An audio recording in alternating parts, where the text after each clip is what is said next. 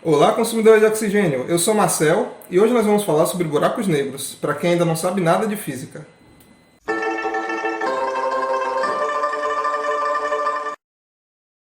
A primeira coisa que você precisa entender é que todas as coisas se atraem. Essa bola, por exemplo, ela está atraindo esse cubo mágico. Eles estão se puxando. Isso é porque eles têm massa. Massa é aquilo que a gente mede com a balança, que no dia a dia a gente chama de peso. E massa atrai massa. Essa atração é o que a gente chama de gravidade. Mas espera aí, Marcel. Se eles estão se puxando, por que quando eu solto, os dois não grudam? Isso é porque a massa deles é muito pequena e a gravidade entre eles é praticamente zero. A gente não consegue perceber. Para a gravidade começar a fazer efeito, a gente precisa de um corpo muito grande. Por exemplo, a Terra, o planeta onde a gente está. Ela tem a massa tão grande que ela consegue puxar essa bola, o cubo mágico, um carro, todas as coisas que estão perto dela. E é por isso que os objetos caem quando a gente solta. Porque a Terra está puxando eles. Agora vamos pensar nessa gravidade fora da Terra, num espaço onde só tem gases e poeira espalhados. Principalmente o gás hidrogênio e aquele gás hélio, aquele gás que a gente coloca nas balões de festa e que eles sobem.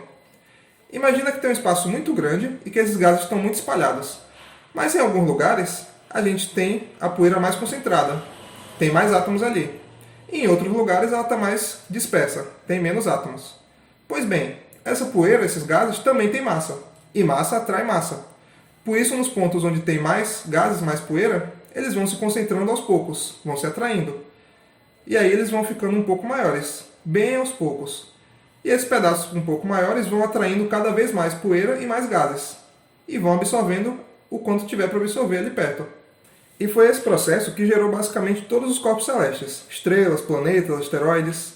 E isso também fez aparecer outros elementos químicos, como oxigênio, carbono, etc.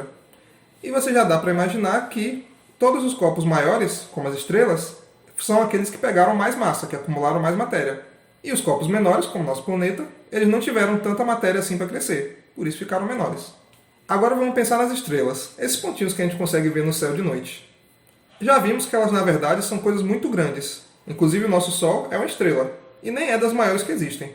Pelo contrário, ele tem um tamanho mediano e tem estrelas que são milhares de vezes maiores do que ele. Só que a maioria dessas estrelas está muito longe daqui, tão longe que a gente só consegue ver elas como um pontinho no céu. A gente só enxerga esses pontinhos porque eles brilham tanto que esse brilho vai se espalhando por todas as direções e chegam até nós. E como é que as estrelas têm esse brilho todo? Bom, quando elas estão se formando, os átomos delas vão se espremendo, se apertando cada vez mais por causa da gravidade. Isso faz com que a pressão lá dentro e a temperatura também aumentem tanto que chega um ponto, lá pelos 8 milhões de graus Celsius, É um pouco quente, mas dá para fritar um ovo. que acontece uma coisa fantástica. Os gases começam a se fundir, ou seja, vão se juntando uns nos outros, e formam outros elementos químicos. Essa fusão, talvez você já tenha ouvido falar por aí, é uma coisa que gera muita energia e muita luz que a gente consegue ver. Daí é que vem o brilho das estrelas. E esse é o resumo da vida de uma estrela. Ela sofre duas pressões contrárias. A gravidade faz as moléculas se espremerem e a fusão nuclear faz as moléculas se afastarem, porque ela libera muita energia. A gravidade faz a estrela se contrair, diminuir. A fusão nuclear faz ela se expandir, ficar maior. É muito importante entender isso, porque essas duas pressões elas ficam como se fosse num cabo de guerra empatado. Ela nem contrai, nem expande. E nisso a estrela vai seguindo por milhões até bilhões de anos, enquanto a fusão nuclear vai gastando o material dela. O que acontece daí para frente depende muito da massa da estrela. Se for uma estrela mais ou menos do tamanho do nosso Sol, ela tem menos material, então ela vai gastando mais devagar. A previsão é que ela dure uns 10 bilhões de anos aí. Agora, se for uma estrela muito grande, ela vai queimando muito mais rápido o material dela, e por isso o tempo de vida dela diminui bastante. E agora a gente chega na parte mais interessante, que é quando a estrela simplesmente explode. Sim, se a estrela tiver mais do que 10 vezes a massa do nosso Sol, mais ou menos, pode chegar um momento em que a fusão nuclear vai enfraquecendo, porque já gastou muito do material, e a gravidade acaba ganhando o cabo de guerra. Mas isso é por pouco tempo, porque a estrela se contrai muito rápido, já que a fusão parou, e aumenta muito a pressão e a temperatura. E quando esquenta e aumenta a pressão, o que é que acontece? Mais fusão nuclear. Só que dessa vez de forma muito rápida, brutal mesmo, e libera tanta energia de uma vez só que é uma explosão. Inclusive, se essa explosão tiver acontecido no lugar certo e você olha na hora certa, você consegue ver ela no céu, a olho nu. Uma supernova é uma coisa tão intensa e incrível que ela merece um vídeo só para ela. Mas o foco aqui são buracos negros, então a gente vai falar do que acontece depois de uma supernova. Depois que a estrela explode, o que sobra dela é o núcleo. Ele ainda tem bastante massa, mas não tem o suficiente para fazer fusão nuclear mais. e por isso a gravidade vai vencendo a disputa. E aí a estrela vai se contraindo cada vez mais. E aqui podem acontecer duas coisas. O núcleo que sobrou da estrela pode se transformar numa estrela de nêutrons, que também é um assunto bem massa, que merece um vídeo só para ele. Já estou devendo 2 vídeos para vocês. A outra possibilidade é que o resto da estrela seja totalmente esmagado pela gravidade. Ela vai sendo comprimida num espaço cada vez menor, até que... Bom, ninguém sabe com certeza. A primeira explicação possível é o que a gente chama de singularidade.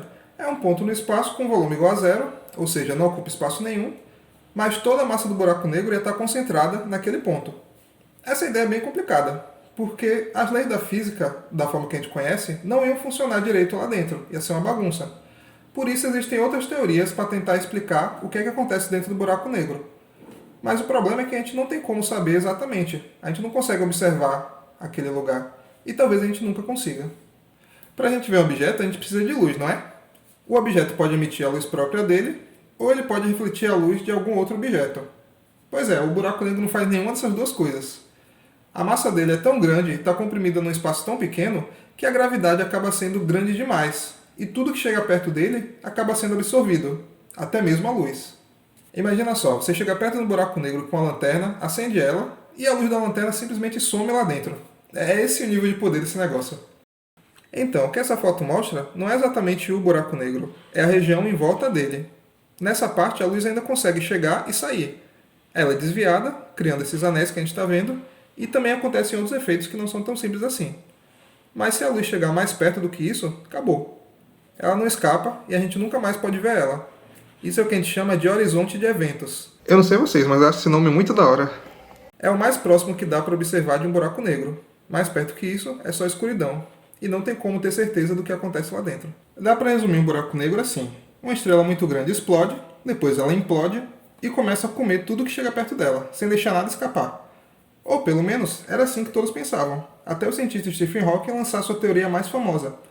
Ele pegou algumas ideias da física quântica e imaginou que lá dentro do buraco negro, perto do horizonte de eventos, algumas partículas podem acabar escapando, por causa de efeitos quânticos. E essas partículas vão roubando um pouco da massa do buraco negro. O resultado é que ele iria aos poucos diminuindo, evaporando, até sumir. Essa ideia faz bastante sentido, e o Stephen Hawking organizou bem a teoria e conseguiu fazer as contas, mostrando que, pelo menos no papel, é possível.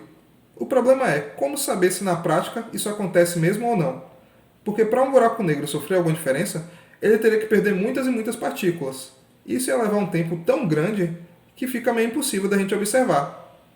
É por isso que a radiação Hawking, pelo menos por enquanto, é só uma previsão, que talvez a gente nunca consiga testar se é verdade ou não. Depois que um buraco negro se forma, ele continua absorvendo qualquer coisa que chegue perto dele, mesmo que seja uma estrela, e assim ele pode ir crescendo. Também pode acontecer de 2 buracos negros se chocarem e acabarem formando um só. Essas são as explicações que os cientistas têm para o que a gente chama de super buracos negros, que podem ter milhões ou até bilhões de vezes a massa do nosso Sol. E pelo que deu para observar até agora, esses super buracos negros sempre estão no centro de uma galáxia, e aí a galáxia toda vai girando em volta desse buraco negro. Inclusive, os cientistas já conseguiram tirar foto de 2 desses super buracos negros. Isso é uma conquista absurda, é uma vitória muito grande da nossa tecnologia. Mas agora eu preciso falar para vocês. Tudo isso que eu expliquei não é a única forma de se formar um buraco negro. Se existir uma nuvem de gás muito grande, ela pode acabar se contraindo e formando um buraco negro direto, sem formar estrela, explodir supernova, nem nada. Os cientistas pensaram nessa possibilidade porque tem alguns super buracos negros que têm uma idade tão grande que eles já existiam lá no começo do universo. E aí não tinha dado tempo deles passarem por todo esse processo. E aí fica a questão. Será que eles conseguiram se formar de outra forma, que é mais rápida? Ou será que a teoria do Big Bang tem alguma coisa errada? E essa é uma daquelas perguntas que até agora não tem resposta. Com o conhecimento que a gente tem, não dá para saber.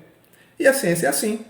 Quando a gente acha que conheceu alguma coisa, que entendeu direito, aparece um fenômeno novo que não dá para explicar ainda, e os cientistas têm que continuar pesquisando, perguntando e usando a criatividade. A gente fala que as ciências da natureza são ciências exatas, mas não existe isso.